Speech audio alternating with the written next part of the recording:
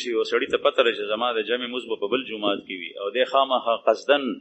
په یو جومات کې ودرېږي اذان ورکوي حالانکې جمع ته بل جومات ته ځي نو داسې کول جایز دي که نه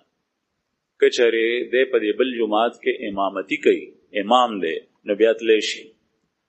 او دلته کې د اذان کولو څوک نو د اذان وکړو نو بیا بل جومات ته تلی شي او که چېرې داسې نه امامتي نه وي نو بیا په دغه جومات کې دته مونځ کول پکار حضرت ابو هريره رضی الله عنه یو ځل یو جماعت ته دننه شو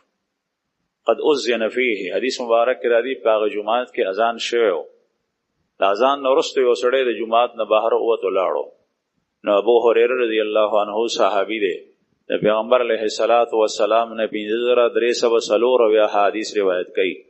هغه فرمایل اما هذا فقد عصى ابا القاسم صلی الله علیه وسلم دې سړی د رسول الله صلی الله علیه وسلم نافرمانی وکړه دا الله رسول فرمایي چې اذان په جماعت کې وشي بیا به نوځي او دا سړی ووت که ضرورت وي بیا وتی شي لوی بولو تتلی شي وړو بولو تتلی شي بل جماعت کې امامتي کول هغې تتلی شي یا بل یو ضروري دینی کار دی